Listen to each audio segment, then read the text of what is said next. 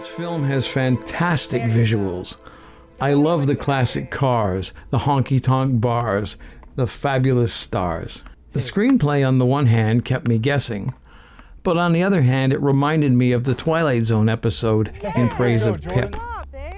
I'm really glad they gave us a happy ending, even though I don't fully understand how it happened. This psychological sci-fi thriller was really, really amazing to watch. It was an emotional roller coaster. You were up, you were down. It was a tale of a father mourning the loss of his son, and through dreams and visions that he had, you saw the depths and the love of their relationship. And so you really felt that loss when he did wake up from those dreams. And then again, there were a lot of plot twists and twirls, and it was really cool to see that the actual return of his son from the strange lights, straight sci-fi magic for any sci-fi fan. Definitely a cool movie. How refreshing it is to have a cast of diversity, to have interracial casting. I just loved it. I love the opening scene. You hear the horses in the back. The lead character was so down to earth. I really felt his pain. And I'm loving that. You never knew where the film was going. The music in the intro, beautiful. I love the storyline, the hero's journey and the special effects.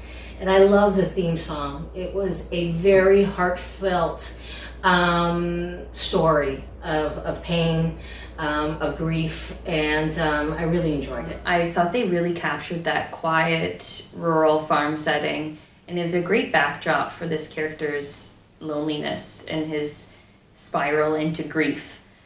And I thought they did a really good balance between whether this was all grief-induced, all the things and the connection to the outer worldly that this character has, or if it was real.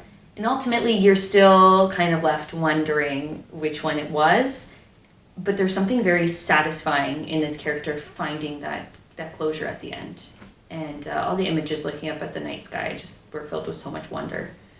I thought it was really well done. I thought this was really intriguing for me.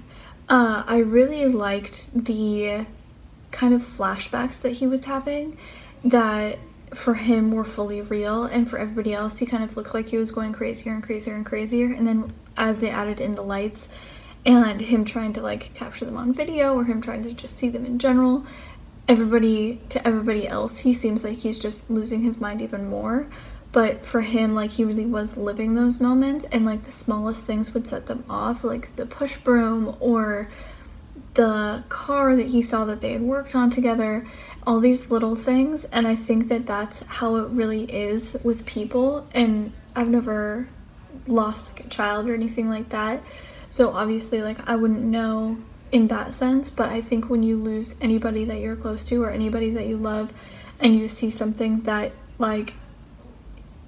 no matter what is going to remind you of that person, that is how it feels. You just kind of get sucked back into that moment or that instance. I love the dynamic between the father and the son, and the father wanting to find closure, the father wanting to find his son, and not really, technically being in denial, but not being in denial about wanting to find his son, him still having hope to find his son. And I love how the flashbacks play the role. I love how the flashbacks build up to the character and allowing the character to be three-dimensional. And I love how the effect of the flashback felt very suitable. And I just love the dynamic of the father and the son. And it is important for the cinematic world to have films that represent the father and son relationship. And I think it's very important that we see more of that. This one has a lot of the beats of a full-length feature film. I think the overall shape of a film that we're kind of used to is there. And it's not to say it's formulaic, but it felt like it was definitely shaped like a feature-length film, which is a good thing. I really enjoyed it. It kind of had